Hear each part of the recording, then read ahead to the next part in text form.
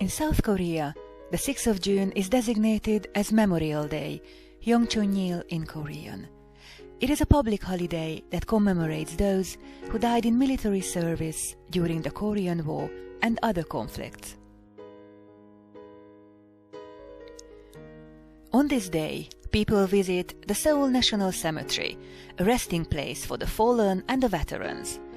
Since 1956, the Seoul National Cemetery has been the site of a memorial ceremony. During the ceremony, a siren sounds in the cemetery itself and all over the country, signaling the start of a 1-minute silent prayer. The whole country stops for a minute to remember and honor the so-called patriotic martyrs. The Korean War began on the 25th of June 1950, when North Korea, supported by China and the Soviet Union, crossed the 38th parallel and launched an attack on South Korea. South Korea's allies were the United States and the United Nations. During the 3 years of war, millions suffered and lost their lives.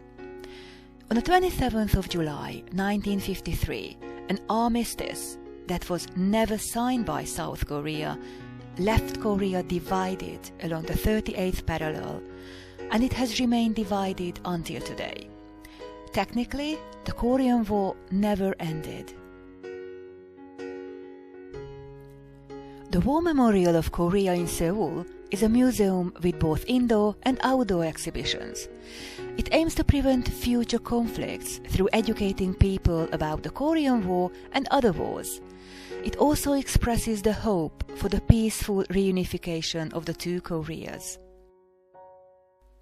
Here you can see the iconic statue of brothers that depicts a South Korean and a North Korean soldier, two brothers who meet and embrace each other on the battlefield on a divided Korean land. The statue symbolizes love and the unbreakable bonds of a unified Korea. The Korea Peace Bell was made from the rusted barbed wires at DMZ and empty cartridges. It honors the wish of all Korean people for true freedom and peace in the Korean peninsula. As many countries contributed to the war effort, Korean War monuments can be found all around the world. In Victoria Embankment Gardens in London, the Korean War Memorial, a gift from the South Korean government, is dedicated to the British forces who fought in the Korean War. To commemorate Memorial Day and the Korean War, I'm reciting the poem Who Will Take Love by the Hungarian poet Laszlo Nagy, translated by Katalin N. Ullrich. This poem was finalised after the Hungarian Revolution of 1956, therefore it reflects both the worries and hopes the poet felt. This poem is powerful to give voice to the people who fought and fell, and also the people who waited for them to return. Who will take love? If one day my life submerges forever, who will adore the tiny cricket fiddlers? Who will breathe tender warmth on a frosty branch? Who will crucify himself on a rainbow parched?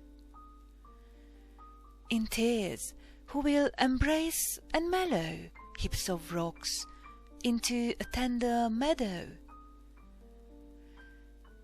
Who will fondle what's taken root in bare, rough walls? Arteries and human hair? And for ravaged faith, who on earth will build a cathedral from swear words?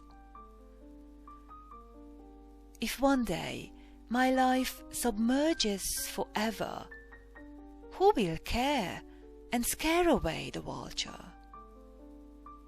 And who will take gently, between his teeth preserved, love safely to the other bank of the river?